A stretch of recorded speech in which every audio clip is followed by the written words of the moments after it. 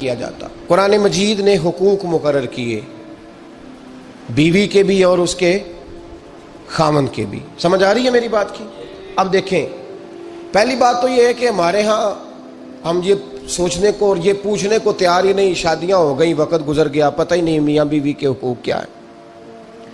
اس کے بعد اگلی بات یہ ہے کہ جس کو پتہ چل جاتا ہے نا، ایک تیسرا پہلو بھی ہے، اس کو سمجھ لیں تمہید کے طور پر بات عرض کر رہا ہوں۔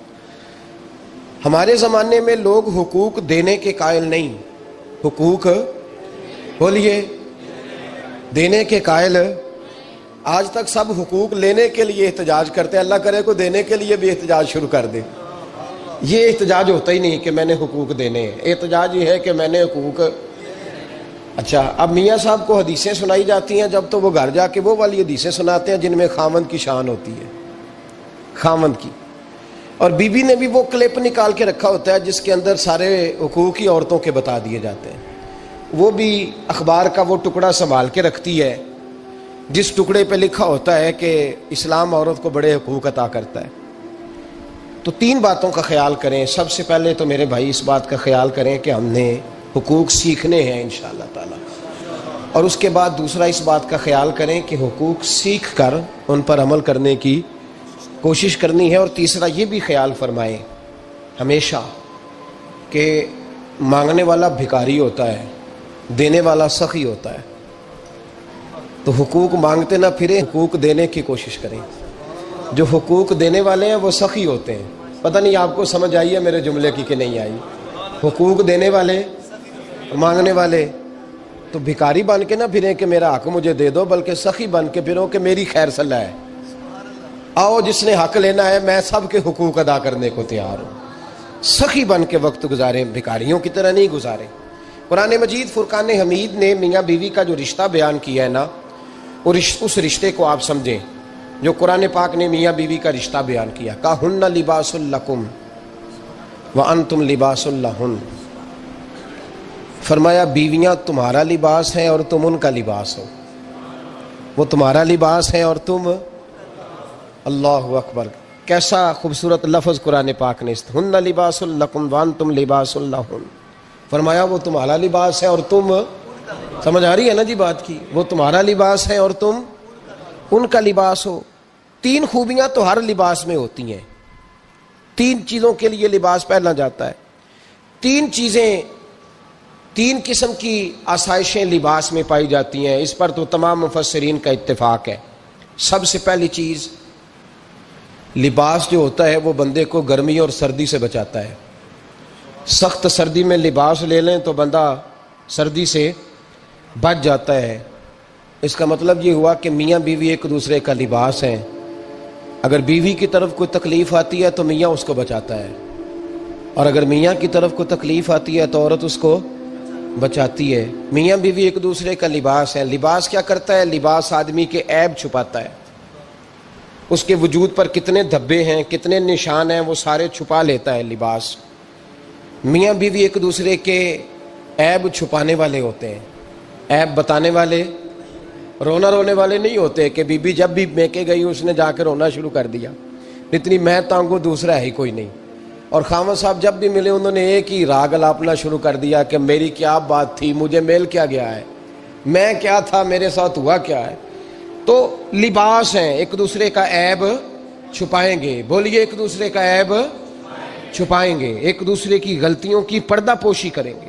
اور تیسرا، لباس کا کیا مقصد ہوتا ہے؟ لباس شخصیت کا آئینہ دار ہوتا ہے۔ لباس آدمی کی اچھی اور خوبصورت طبیعت کا حصہ ہوتا ہے۔ جو لباس ہوتا ہے وہ انسان کو زینت بخشتا ہے، خوبصورت کر دیتا ہے۔ داڑھی والا آدمی ننگے سر پھرے تو خوبصورت نہیں لگتا، ٹوپی پہن لے تو بڑا پیارا لگتا ہے، ٹوپی پہنے تو بڑا، اور اگر امامہ باندھ لے تو نور نالا نور ہونا شروع ہو جاتا ہے۔ اللہ کرے آپ خوش ہو جائیں، آمین تو کہہ دیں، اور اللہ کرے فجر کی نماز آپ امامہ باندھ کی پڑھ لیں، آمین تو کہیں۔ چلو کوئی جنہ دی داڑھی نہیں انہوں نے رکھنی چاہیے، جنہ دی نہیں ہونا نو موضوع نہیں تھا، پر ہماری بھی مجبوری ہے، داڑھی آ ہی جاتی ہے، ہر موضوع میں شامل ہو جاتی، رکھنی چاہیے۔ سب یاد رکھیں، لباس آدمی کو زینت دیتا ہے۔ قرآن مجید کے لفظوں پہ غور کرو، اگر تو شادی کے بعد بیوی کے آنے کی وجہ سے خامد کو سکون نہیں ملا تو اس کا مطلب ہے اس نے گھر کو زینت نہیں دی، اور اگر شادی کے بعد اس بچی کو تحفظ نہیں ملا، اس کو اپنے گھر کے اندر سکون نہیں ملا، تو اس کا مطلب ہے خامد نے اسے زینت، اس لباس نے زینت نہیں دی۔ میاں بیوی ایک دوسرے کا لباس ہے، اس مقدس رشتے کو اسلام نے باندھا، اور لباس کہہ کے باندھا۔ میرے رسول کریم علیہ الصلوۃ والسلام نے پہلے تو خارجی لوگوں کو منع کیا ہے۔ میری ذاتی رائے یہ ہے کہ میاں بیوی کی ذاتی لڑائی کوئی بھی نہیں ہوتی، ذاتی لڑائی، میری باتوں کی سمجھ تو آ رہی ہے نا آپ دوستوں؟ کوئی نہیں آ رہی؟ اللہ جزا دے آپ۔ میاں بیوی کی ذاتی لڑائی کوئی نہیں ہوتی۔ ہوتا پتہ کیا ہے؟ لڑکے سے پوچھیں کہ بتائیں جناب کیا حال ہے، تو کہتے ہیں بیوی میری صحیح ہے، اس کے گھر والے نہیں صحیح۔ سنا ہے آپ نے بھی کبھی یہ لفظ؟ تو اسی طریقے سے اگر لڑکی سے پوچھیں کہ تیرا کیا حال ہے، تو کہتی ہے خامن تو میرا دھیان رکھتا ہے، اس کی اماں نہیں خیال رکھنے دیتی۔ تو لڑائی جو ہوتی ہے وہ تیسرے آدمی کی وجہ سے ہوتی ہے۔ تیری اماں آئی تھی تو اس طرح کہہ گئی، تو تیرا بھائی آ گیا تھا تو وہ یہ کہہ گیا، تیسرے فرد کی وجہ سے۔ میرے نبی کریم علیہ الصلوۃ والسلام نے تیسرے بندے کو سمجھایا ہے، تیسرے فرد کو حضور نے سمجھایا ہے۔ نبی پاک علیہ الصلوۃ والسلام نے فرمایا خبردار، ماں، بھائی، بیٹا، باپ سارے لحاظ کریں، بسنے دیں میاں بیوی کو۔ اگر شادی کر دیا تو ان کو سکون سے رہنے دو۔ تم دو جملے کہہ کے چلے گئے، کوئی عیب نکال کے جو چھپا ہوا تھا خامن کی نظر میں وہ نکال کے بتا دیا کہ تیری بیوی یہ کام بھی کرتی ہے، اب تم تو ہٹ گئے وہ بات کہہ کے، اب انہوں نے اکٹھے رہنا ہے۔ ان کی زندگی مصیبت کا شکار ہو گئی، آزمائش میں آ گئے وہ دونوں، ساری زندگی کڑتے رہے۔ ایک عیب نکال کے لڑکی کے گھر والے لڑکے کا اسے بتا کے چلے گئے تیرے خامد میں یہ عیب پایا جاتا ہے، وہ ساری زندگی کڑتے رہیں گے، تکلیف میں رہیں گے۔ انہوں نے تو اکٹھے رہنا ہے۔ بتانے والا چلا گیا۔ میرے رسول کریم صلی اللہ علیہ وسلم فرماتے ہیں لعنتی ہے وہ شخص، لعنتی، لعنتی ہے وہ شخص۔ یا رسول اللہ کون سا؟ فرمایا جو بیوی کو مرد کے خلاف اکساتا ہے اور مرد کو بیوی کے خلاف اکساتا ہے، وہ لعنتی ہے، ملعون ہے، رحمت الہی سے دور ہے وہ شخص۔ انہیں قریب کرنے کی کوشش کر، تو ان کے اندر محبت پیدا کرنے کی کوشش کر۔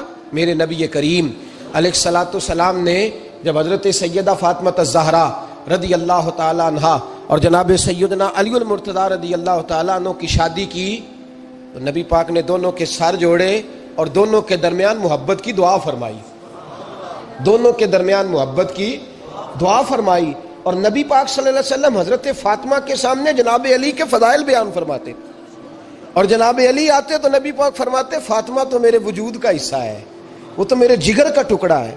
تو ان دونوں کے درمیان الفت پیدا۔ یہ سب سے پہلے تو خارجی لوگ اس بات کا خیال کریں، سب سے پہلے تو خارجی لوگ خیال کریں، توجہ دیں، ان کو بکھرنے سے بچائیں۔ اب میاں بیوی بھی سمجھ لیں کہ ہماری ذمہ داریاں کیا ہیں۔ مسند امام احمد بن حنبل میں حضرت ابو درداء رضی اللہ تعالیٰ عنہ سے حدیث مروی ہے، نبی کریم صلی اللہ علیہ وسلم کی بارگاہ میں ایک خاتون نے آ کے عرض کیا یا رسول اللہ صلی اللہ علیہ وسلم مجھے بتلائیے خاوند کا حق کیا ہے۔ یہ جو حدیث سنانے لگا ہوں نا، یہ بیٹی کو سنانی ہے، جا کے یہ ٹیلی فون کر کے بہن کو سنانی ہے، صرف بیوی کو سنانے کی نہیں ہوتی یہ چیزیں۔ یہ حدیث بیٹی کو سمجھائیں، بہن کو سمجھائیں، ان لوگوں کو سمجھائیں، تاکہ اور یہ یاد رکھیں خاوند کے حقوق، خاوند کے حقوق اگر بچی کے گھر والے اسے سکھائیں نا تو اس کی سمجھ میں جلدی آ جائیں گے، اور بیوی کے حقوق اگر خاوند کے گھر والے اس کو سمجھائیں تو اس کی سمجھ میں بات جلدی آئے گی، وہ خیر خواہ سمجھتے ہیں اپنے رشتہ داروں۔ یہ والی حدیثیں ان لوگوں کو سنانی چاہیے جن لوگوں کا بچہ ہے یا بچی ہے، متعلقہ آدمی حقوق بیان کرے۔ جب متبادل چیز کسی کے سامنے آتی ہے تو وہ کئی دفعہ سمجھتے ہیں کہ خلوص اس میں پورا نہیں پایا جاتا۔ حضرت ابو درداء رضی اللہ تعالیٰ عنہ فرماتے ہیں ایک خاتون حضور کی بارگاہ میں آئی، عرض کرنے لگی یا رسول اللہ صلی اللہ علیہ وسلم میں نکاح کرنا چاہتی ہوں، شادی کرنا چاہتی ہوں، مجھے بتلائیے خاوند کا حق کیا ہے، اگر تو میں ادا کر سکتی ہوں تو میں نکاح کروں ورنہ میں اس کام سے بچوں۔ میرے نبی کریم علیہ الصلوۃ والسلام نے فرمایا بی بی اگر خاوند کے ناک سے رینٹ نکلے، ریشہ نکلے، پیپ بہے اس کی ناک سے، اور بی بی اپنی زبان سے وہ صاف کر دے تو پھر بھی اس کا حق ادا نہیں ہوتا۔ حضرت ابو درداء کہتے ہیں آنکھ کھول کے اس عورت نے دیکھا تو میرے نبی پاک نے اگلے جملے ارشاد فرمائے. حضور نے فرمایا تو ان باتوں میں حیرت کر رہی ہے، میں اگر خدا کے علاوہ کسی کو سجدے کا حکم دیتا تو میں عورت کو کہتا اپنے خامد کو سجدہ کرے.